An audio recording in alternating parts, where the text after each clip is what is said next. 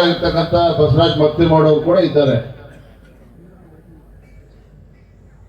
ಬಹಳ ಸಂತೋಷದಿಂದ ಆಳಂದ ನಗರದಲ್ಲಿರುವಂತಹ ಈ ನೂತನ ಭಾರತೀಯ ಜನತಾ ಪಾರ್ಟಿಯ ಕಚೇರಿಯನ್ನ ಬಹಳ ಸಂತೋಷದಿಂದ ನಾನು ಉದ್ಘಾಟನೆ ಮಾಡಿದ್ದೇನೆ. ಆದ್ರೆ ಒಂದು ಸ್ವಾರಸ್ಯ ನನಗೆ ಅರ್ಥ ಆಗಲಿಲ್ಲ. ಹರ್ಷ ಗುತ್ತೇದಾರ್ ಮಾತನಾಡ್ತಾ ಹೇಳಿದ್ರು, ರಾಜ್ಯದ ಅಧ್ಯಕ್ಷರು ವಿಜೇಂದ್ರ ಗಡಬಡ್ ಮಾಡ್ತಾ ಇದ್ದಾರೆ, ನಾ ಬೇಗ ಭಾಷಣ ಮುಗಿಸ್ಬೇಕು ಅಂತ ಅವರು ಹೇಳಿದ್ರು. ಯಜಮಾನರು ಸುಭಾಷ್ ಗುತ್ತೇದಾರ್ ಅವರು ಮಾತನಾಡ್ತಾ ಇದ್ರು, ನಾನೇನು ಗೊಂದಲ ಮಾಡಿರಲ್ಲ, ಅಧ್ಯಕ್ಷ ಗಡಬಡ್ ಮಾಡ್ತಾ ಇದ್ದಾರೆ, ಬೇಗ ಭಾಷಣ ಮುಗಿಸ್ತೀನಿ ಅಂತ ಅವ್ರು ಹೇಳಿದ್ರು. ಹರ್ಷ ಗುತ್ತೇದಾರ್ ಅವರು ಹೇಳಿದ್ರು, ಮುಂದಿನ ವಿಧಾನಸಭಾ ಚುನಾವಣೆಯಲ್ಲಿ ಬಿಜೆಪಿ ಎಂಎಲ್ಎನೇ ಗೆಲ್ಲಿಸ್ತೀವಿ ಇಲ್ಲಿಂದ ಆಳಂದದಲ್ಲಿ ಅಂತ ಹೇಳಿದ್ರು. ಯಜಮಾನರು ಸುಭಾಷ್ ಗುತ್ತೇದಾರ್ ಅವರು ಹೇಳಿದ್ರು, ಬಿಜೆಪಿ ಎಂಎಲ್ಎನೇ ಗೆಲ್ಲಿಸ್ತೀನಿ ಆಳಂದದಿಂದ ಅಂತ ಅವರು ಹೇಳಿದ್ದಾರೆ. ಒಟ್ಟಾರೆಯಾಗಿ ಇಲ್ಲಿ ಇವತ್ತು ನೆರೆದಿರ್ತಕ್ಕಂಥ ಜನಸ್ತೋಮ ನೋಡಿದ್ರೆ, ನಮ್ಮ ಯುವಕ ಮಿತ್ರರಲ್ಲೇ ಇರ್ತಕ್ಕಂಥ ಉತ್ಸಾಹವನ್ನ ನೋಡಿದ್ರೆ, ಮುಂದಿನ ವಿಧಾನಸಭಾ ಚುನಾವಣೆ ಯಾವತ್ತೇ ನಡೆಯಲಿ ಒಂದಂತೂ ಸಿದ್ಧ, ಮುಂದಿನ ವಿಧಾನಸಭಾ ಚುನಾವಣೆ ಯಾವತ್ತೇ ನಡೆದರೂ ಸಹ ಭಾರತೀಯ ಜನತಾ ಪಾರ್ಟಿ ಕಮಲದ ಮೇಲೆ ಅರಳಿರ್ತಕ್ಕಂಥದ್ದು ಶತಸಿದ್ಧ. ಅದು ಯಾವ ದುಷ್ಟ ಶಕ್ತಿಗಳು ಕೂಡ ತಪ್ಪೋದಕ್ಕೆ ಸಾಧ್ಯ ಇಲ್ಲ. ಯಾವ ಶಕ್ತಿಗಳು ಕೂಡ ಬಿಜೆಪಿ ಗೆಲುವನ್ನ ಇಲ್ಲಿ ತಡೆಯೋದಕ್ಕೆ ಸಾಧ್ಯ ಇಲ್ಲ ಅನ್ನೋದನ್ನ ನಾನು ಸ್ಪಷ್ಟವಾಗಿ ಸಂದರ್ಭ ಹೇಳೋದಕ್ಕೆ ಇಷ್ಟಪಡ್ತೇನೆ. ಆತ್ಮೀಯ ಕಾರ್ಯಕರ್ತ ಬಂಧುಗಳೇ, ಬೆಳಗ್ಗೆ 8:30 ನನ್ನ ಕಾರ್ಯಕ್ರಮ ಪ್ರಾರಂಭ ಆಗಿದೆ. ಗುಲ್ಬರ್ಗ ನಗರದಲ್ಲಿ ಏನು ಕಲ್ಯಾಣ ಕರ್ನಾಟಕ ಉತ್ಸವ, ಏನು ಹೈದರಾಬಾದ್ ಕರ್ನಾಟಕ ನಿಜಾಮರ ಒಂದು ಕಪಿಮುಷ್ಟಿಯಿಂದ ಹೊರಬಂದಂತ ಒಂದು ಶುಭಗಳಿಗೆ, ರಜಾಕರ ಒಂದು ಅಟ್ಟಹಾಸ, ಅದನ್ನ ನೆನಪಾಡ್ಕೊಳ್ತಕ್ಕಂಥ ಕಾರ್ಯಕ್ರಮವನ್ನು ಕೂಡ ಮುಗಿಸ್ಕೊಂಡು ಈ ದೇಶದ ಹೆಮ್ಮೆಯ ಪ್ರಧಾನಮಂತ್ರಿ ನರೇಂದ್ರ ಮೋದಿಜಿ ಅವರ ಜನ್ಮದಿನದ ಅಂಗವಾಗಿ ಏನು ದೇಶಾದ್ಯಂತ ಮತ್ತೆ ರಾಜ್ಯದಲ್ಲಿ ಇವತ್ತು ಗುಲ್ಬರ್ಗ ಜಿಲ್ಲೆಯಲ್ಲೂ ಸಹ ಸೇವಾ ಪಾಕ್ಷಿಕ ಅಂದ್ರೆ ನರೇಂದ್ರ ಮೋದಿಜಿಯವರ ಜನ್ಮದಿನದಂದು ರಕ್ತದಾನ ಶಿಬಿರ, ಆರೋಗ್ಯ ತಪಾಸಣಾ, ಸ್ವಚ್ಛತೆಯನ್ನು ಮಾಡುವಂಥದ್ದು, ಗಿಡವನ್ನು ನೆಡುವಂಥದ್ದು, ಈ ರೀತಿ ನಾನಾ ರೀತಿಯ ಸಮಾಜಮುಖಿ ಕಾರ್ಯಕ್ರಮಗಳನ್ನ ಸೆಪ್ಟೆಂಬರ್ 17ರಿಂದ ಗಾಂಧಿ ಜಯಂತಿಯವರು ಕೂಡ ನಾವು ಹಮ್ಮಿಕೊಂಡಿದ್ದೇವೆ. ಇವತ್ತು ವಿಶ್ವಕರ್ಮ ಜಯಂತಿಯು ಕೂಡ ನಮ್ಮೆಲ್ಲರಿಗೂ ಸಹ ವಿಶ್ವಕರ್ಮ ಜಯಂತಿಯ ಶುಭಾಶಯಗಳನ್ನ ಈ ಸಂದರ್ಭದಲ್ಲಿ ತಿಳಿಸ್ತಾ, ಆತ್ಮೀಯ ಬಂಧುಗಳೇ, ಇವತ್ತು ಕಲ್ಯಾಣ ಕರ್ನಾಟಕ ಏನು ಹಿಂದೆ ಹೈದರಾಬಾದ್ ಕರ್ನಾಟಕ ಅಂತ ನಾವು ಕರೀತಾ ಇದ್ವಿ. ಸ್ವಾತಂತ್ರ್ಯ ಬಂದಾಗಿನಿಂದನೂ ಕೂಡ 55 ವರ್ಷ 60 ವರ್ಷಗಳ ಕಾಲ ನಿರಂತರವಾಗಿ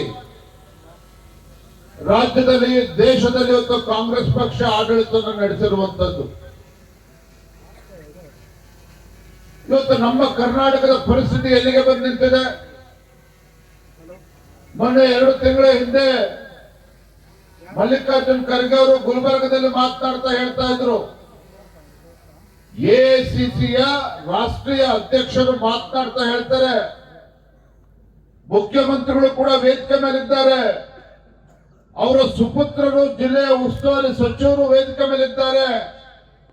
ಮಲ್ಲಿಕಾರ್ಜುನ್ ಖರ್ಗೆ ಅವರು ಹೇಳ್ತಾರೆ, ಇವತ್ತು ಕಲ್ಯಾಣ ಕರ್ನಾಟಕದಲ್ಲಿ ಇವತ್ತು ನಮ್ಮ ಮಕ್ಕಳು ಶಿಕ್ಷಣದಿಂದ ವಂಚಿತರಾಗಿದ್ದಾರೆ.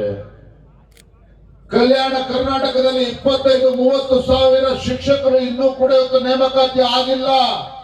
ಮಕ್ಕಳಿಗೆ ಅನ್ಯಾಯ ಆಗ್ತಾ ಇದನ್ನ ಸರಿಪಡಿಸಬೇಕು ಅಂತೇಳಿ ಮಲ್ಲಿಕಾರ್ಜುನ್ ಖರ್ಗೆ ಅವರು ಹೇಳ್ತಾರೆ ಅಂತ ಹೇಳಿದ್ರೆ, ಇವತ್ತು ದೇಶದಲ್ಲಿ ನಮ್ಮ ರಾಜ್ಯದಲ್ಲಿ ಕಾಂಗ್ರೆಸ್ ಪಕ್ಷ 55-60 ವರ್ಷಗಳ ಕಾಲ ಯಾವ ರೀತಿ ಆಡಳಿತ ನಡೆಸಿದ್ದಾರೆ ಅನ್ನೋದಕ್ಕೆ ಕೈಗನ್ನಡಿ ಇದು ಸ್ವತಃ ಮಲ್ಲಿಕಾರ್ಜುನ್ ಖರ್ಗೆ ಅವರು ಹೇಳಿದ್ದಾರೆ.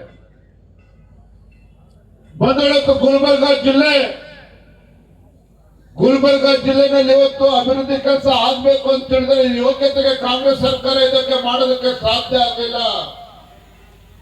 ಗುಲ್ಬರ್ಗ ಇವತ್ತು ಕಲ್ಯಾಣ ಕರ್ನಾಟಕ, ಹೈದರಾಬಾದ್ ಕರ್ನಾಟಕವನ್ನ, ಕಲ್ಯಾಣ ಕರ್ನಾಟಕದಲ್ಲಿ ಇವತ್ತು ಏನಾದ್ರು ಅಭಿವೃದ್ಧಿ ಕೆಲಸ ಕಾರ್ಯಗಳು ಆಗಿದ್ದಾವೆ ಅಂತ ಹೇಳಿದ್ರೆ ಹೈದರಾಬಾದ್ ಕರ್ನಾಟಕವನ್ನ ಕಲ್ಯಾಣ ಕರ್ನಾಟಕ ಅಂತ ಹೇಳಿ ಮರುನಾಮಕರಣ ಮಾಡಿ ಸಾವಿರಾರು ಕೋಟಿ ರೂಪಾಯಿ ಅನುದಾನವನ್ನ ಕೊಟ್ಟು ಕಲ್ಯಾಣ ಕರ್ನಾಟಕ ಅಂತ ಘೋಷಣೆ ಮಾಡಿದ ಕ್ಷಣ 3,000 ಕೋಟಿಯನ್ನ ನಿಮ್ಮ ಯಡಿಯೂರಪ್ಪನವರು ರಾಜ್ಯದ ಮುಖ್ಯಮಂತ್ರಿಗಳಿದ್ದಾಗ ಕೊಟ್ಟರು, ಮುಖ್ಯಮಂತ್ರಿಗಳಿದ್ದಾಗ ಕೊಟ್ಟರು. ತದನಂತರದಲ್ಲಿ ಬಸವರಾಜ ಬೊಮ್ಮಾಯಿ ಅವರು ಮುಖ್ಯಮಂತ್ರಿ ಇದ್ದಾಗಲೂ ಸಹ ಯಡಿಯೂರಪ್ಪನವರು ಹಠ ಮಾಡಿ 5,000 ಕೋಟಿ ರೂಪಾಯಿಗಳನ್ನ ಘೋಷಣೆ ಮಾಡಿದ್ರು ಕಲ್ಯಾಣ ಕರ್ನಾಟಕದ ಅಭಿವೃದ್ಧಿಗೋಸ್ಕರ. ಇವತ್ತು ನಾನು ಈ ವೇದಿಕೆ ಮೂಲಕ ರಾಜ್ಯದ ಮುಖ್ಯಮಂತ್ರಿ ಕೇಳಲಿಕ್ಕೆ ಇಷ್ಟಪಡ್ತೇನೆ. ಚುನಾವಣೆ ಬರುವ ಪೂರ್ವದಲ್ಲಿ, ಚುನಾವಣೆ ಗೆಲ್ಲುವ ಪೂರ್ವದಲ್ಲಿ ಅಹಿಂದ ಅಹಿಂದ ಅಹಿಂದ ಅಂತ ಹೇಳಿಕೊಂಡು ರಾಜ್ಯದಂತ ಓಡಾಡಿ ಇವತ್ತು ಗ್ಯಾರಂಟಿಗಳನ್ನು ನೆಪ ಹೊಡ್ಕೊಂಡು ಇವತ್ತು ರಾಜ್ಯದಲ್ಲಿ ಅಧಿಕಾರಕ್ಕೆ ಬಂದಿದ್ದೀರಲ್ಲ ಸಿದ್ದರಾಮಯ್ಯನವರೇ, ಕಳೆದ 2.5 ವರ್ಷದಲ್ಲಿ ರಾಜ್ಯದ ಕಾಂಗ್ರೆಸ್ ಸರ್ಕಾರ ಮುಖ್ಯಮಂತ್ರಿಗಳು ಯಾವುದೇ ಒಂದು ಹೊಸ ಕಲ್ಯಾಣ ಯೋಜನೆಗಳನ್ನ ಘೋಷಣೆ ಮಾಡೋದಕ್ಕೆ ಸಾಧ್ಯ ಆಗಿಲ್ಲ. ಯೋಗ್ಯತೆಗೆ ಕಾಂಗ್ರೆಸ್ ಸರ್ಕಾರಕ್ಕೆ ಯಾವುದೇ ಒಂದು ಜನಪರ ಯೋಜನೆಯನ್ನ ಘೋಷಣೆ ಮಾಡೋದಕ್ಕೆ ಸಾಧ್ಯ ಆಗಿಲ್ಲ. ಯಡಿಯೂರಪ್ಪ ರಾಜ್ಯದ ಮುಖ್ಯಮಂತ್ರಿಗಳಿದ್ದಾಗ ರೈತರು ಸಂಕಷ್ಟದಲ್ಲಿದ್ದರು. ಅತಿವೃಷ್ಟಿ ಆಗಿ ಯಡಿಯೂರಪ್ಪನವರು ಒಬ್ಬರೇ ಇದ್ರು ಮುಖ್ಯಮಂತ್ರಿಗಳಾಗಿ, ಕ್ಯಾಬಿನೆಟ್ ಕೂಡ ಎಕ್ಸ್ಪಾನ್ಷನ್ ಆಗಿರಲಿಲ್ಲ. ಗುಲ್ಬರ್ಗ ಇರ್ಬೋದು, ಯಾದಗಿರಿ ಇರ್ಬೋದು, ಬೆಳಗಾವಿ ಜಿಲ್ಲೆ ಇರ್ಬೋದು, ರಾಯಚೂರು, ಬಳ್ಳಾರಿ ಇರ್ಬೋದು, ಯಡಿಯೂರಪ್ಪನವರು ಮುಖ್ಯಮಂತ್ರಿಗಳಾಗಿ ಒಬ್ಬರೇ ಮನೇಲಿ ಕೂರ್ಲಿಲ್ಲ. ಈ ನಾಡಿಗೆ ತುತ್ತು ಅನ್ನವನ್ನ ಕೊಡ್ತಕ್ಕಂಥ ರೈತ ಅತಿವೃಷ್ಟಿಯಿಂದ ಸಂಕಷ್ಟದಲ್ಲಿ ಸಿಲುಕಾಕೊಂಡಾಗ, ಈ ರಾಜ್ಯದಲ್ಲಿ ಇರ್ತಕ್ಕಂಥ ಬಡವ ತನ್ನ ಮನೆಯನ್ನ ಕಳ್ಕೊಂಡಾಗ ನಿಮ್ಮ ಯಡಿಯೂರಪ್ಪನವರು ಕೈ ಕಟ್ಕೊಂಡು ಕೂರ್ಲಿಲ್ಲ. ಬಡವ ಮನೆಯನ್ನ ಕಳ್ಕೊಂಡಾಗ ಕೇಂದ್ರ ಸರ್ಕಾರದ NDRF ನಾರ್ಮ್ಸ್ ಪ್ರಕಾರ 1 ಲಕ್ಷ ರೂಪಾಯಿ ಇದ್ರೆ ನಿಮ್ಮ ಯಡಿಯೂರಪ್ಪನವರು ಅದಕ್ಕೆ 2 ಲಕ್ಷ ರೂಪಾಯಿ ಕೊಟ್ಟು ಮನೆ ಕಟ್ಕೊಳ್ಳೋದಕ್ಕೆ ಅನುಕೂಲ ಮಾಡಿಕೊಟ್ರು ಯಡಿಯೂರಪ್ಪನವರು. ಕೇಂದ್ರ ಸರ್ಕಾರದ NDRF ನಾರ್ಮ್ಸ್ ಪ್ರಕಾರ ಇವತ್ತು ರೈತರ ಬೆಳೆ ಸಂಪೂರ್ಣ ಹಾಳಾದಾಗ 8,000 ರೂಪಾಯಿ, 8,500 ರೂಪಾಯಿ NDRF ನಾರ್ಮ್ಸ್ ಇದ್ರೆ ಯಡಿಯೂರಪ್ಪನವರು ಕೂಡ ಬಿಜೆಪಿ ಸರ್ಕಾರ ಮುಖ್ಯಮಂತ್ರಿಗಳಾಗಿದ್ದಾಗ ಅದಕ್ಕೆ ಅವರು ಕೂಡ 8,000 ರೂಪಾಯಿ ಕೊಟ್ಟು ಎಕರೆಗೆ 5,000 ರೂಪಾಯಿ, 15,000 ರೂಪಾಯಿ, 16,000 ರೂಪಾಯಿ ಕೊಡುವಂತ ಕೆಲಸ ಮಾಡಿದ್ರು. ನಾನು ಈ ರಾಜ್ಯದ ಮುಖ್ಯಮಂತ್ರಿ ಕೇಳಕ್ಕೆ ಇಷ್ಟಪಡ್ತೇನೆ, ಮಾನ್ಯ ಸಿದ್ದರಾಮಯ್ಯನವರೇ, ಇವತ್ತು ನಮ್ಮ ಗುಲ್ಬರ್ಗ ಜಿಲ್ಲೆ ಇರ್ಬೋದು, ಯಾದಗಿರಿ ಜಿಲ್ಲೆ ಇರ್ಬೋದು, ತೊಗರಿ ಬೆಳೀತಕ್ಕಂಥ ರೈತರು, ಉದ್ದು ಬೆಳೀತಕ್ಕಂಥ ರೈತರು, ಇವತ್ತು ಹುರುಳಿ ಬೆಳೀತಕ್ಕಂಥ ರೈತರು, ಹತ್ತಿ ಬೆಳೀತಕ್ಕಂಥ ರೈತರು ಸಂಪೂರ್ಣವಾಗಿ ಇವತ್ತು ಬೆಳೆ ನಾಶ ಆಗಿ ಇವತ್ತು ಸಂಕಷ್ಟದಲ್ಲಿ ಸಿಲುಕಾಕೊಂಡಿದ್ದಾರೆ.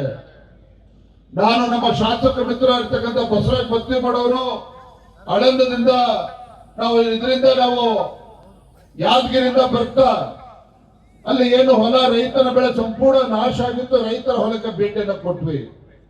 ಪಾಪ ತೊಗರಿ ಬೆಳೆದಂತ ರೈತ ಕಳೆದ 1 ತಿಂಗಳಿಂದ ಸತತವಾಗಿ ಬಂದಿರತಕ್ಕಂಥ ಮಳೆಯಿಂದ ಇವತ್ತು ತೊಗರಿ ಇವತ್ತು ಕೈಗೆ ಸಿಗದೆ ಇರ್ತಕ್ಕಂಥದ್ದು, ಕೈಗೆ ಬಂದ ತುತ್ತು ಬಾಯಿಗೆ ಬರ್ತಾ ಇರ್ತಕ್ಕಂಥ ಒಂದು ಕಷ್ಟದ ಸಂದರ್ಭದಲ್ಲಿ ರೈತ ಇದ್ರೆ ಇವತ್ತು ರಾಜ್ಯ ಸರ್ಕಾರ, ಸಿದ್ದರಾಮಯ್ಯ ಸರ್ಕಾರ ಇವತ್ತು ಬಡವರ ಪರವಾಗಿ, ರೈತರ ಪರವಾಗಿ ಇವತ್ತು ಕಿಂಚಿತ್ತು ಕೂಡ ಕಾಳಜಿಯನ್ನು ತೋರಿಸ್ತಾ ಇಲ್ಲ.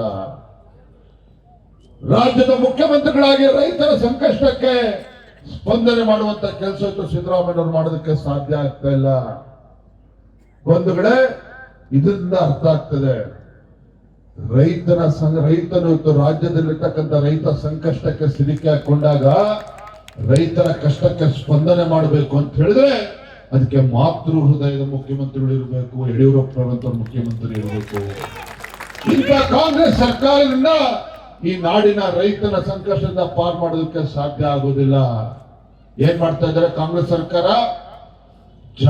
ಜಾತಿಗಳ ಮಧ್ಯೆ ವಿಷ ಬೀಜವನ್ನ ಬಿತ್ತಿ ಇವರು ಯೋಗ್ಯತೆಗೆ ರಾಜ್ಯದಲ್ಲಿ ಅಭಿವೃದ್ಧಿ ಕೆಲಸ ಮಾಡೋದಕ್ಕಾಗ್ತಾ ಇಲ್ಲ.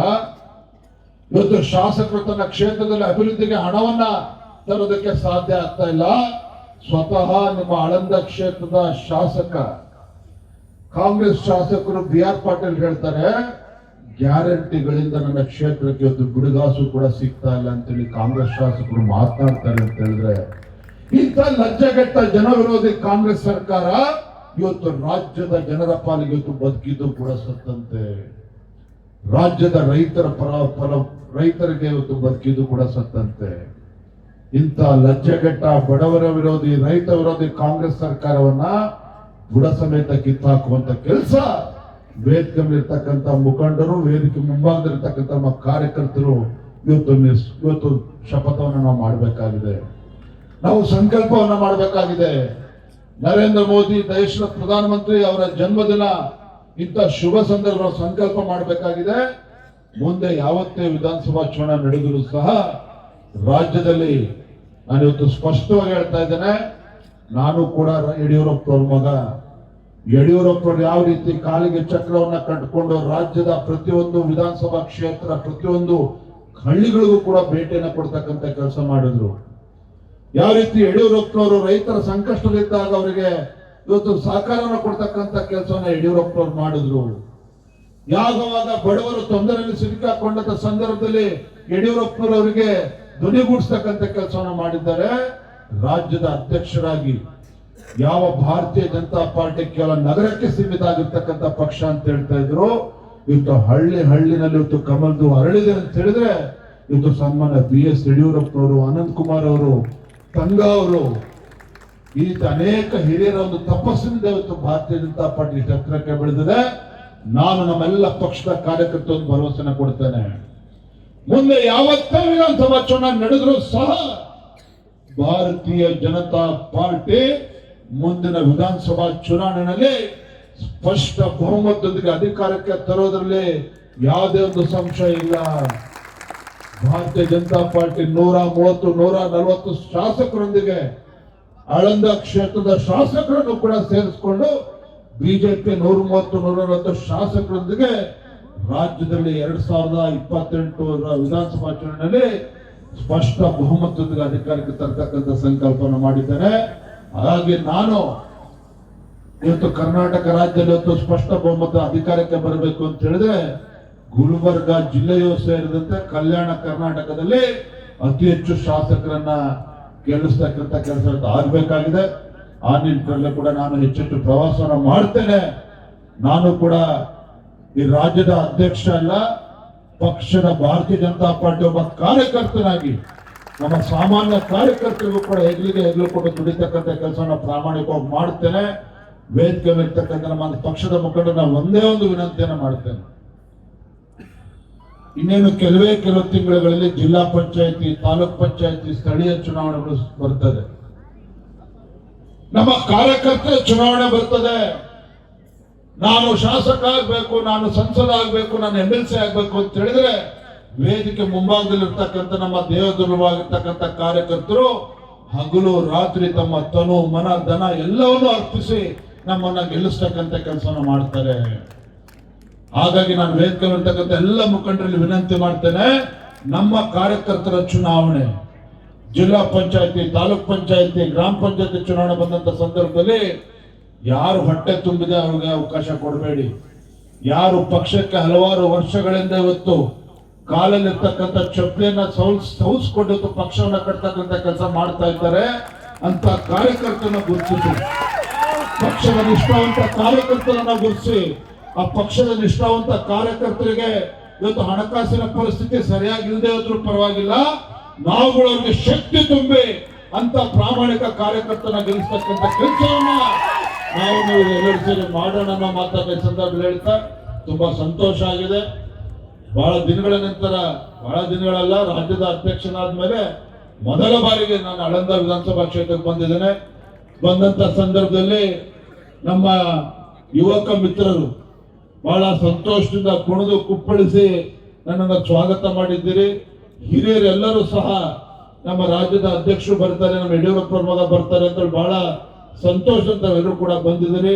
ತಮ್ಮೆಲ್ಲರ ಪ್ರೀತಿ ವಿಶ್ವಾಸಕ್ಕೆ ಋಣಿಯಾಗಿದ್ದೇನೆ ಅನ್ನೋ ಮಾತನ್ನ ಈ ಸಂದರ್ಭದಲ್ಲಿ ಹೇಳ್ತಾ, ಕಾಂಗ್ರೆಸ್ ಈ ಭ್ರಷ್ಟ ಜನವಿರೋಧಿ ರೈತ ವಿರೋಧಿ ಕಾಂಗ್ರೆಸ್ ಸರ್ಕಾರವನ್ನ ಕಿತ್ತು ಹಾಕುವವರೆಗೂ ಸಹ ನಾವು ವಿಶ್ರಾಂತಿನ ಪಡಿತಕ್ಕಂಥ ಪ್ರಶ್ನೆ ಇಲ್ಲ ಅನ್ನೋ ಮಾತನ್ನ ಹೇಳ್ತಾ ಈ ನಾಡಿನ ಜನತೆಯ ಪರವಾಗಿ ಆಳಂದ ವಿಧಾನಸಭಾ ಕ್ಷೇತ್ರದ ಎಲ್ಲ ನಮ್ಮ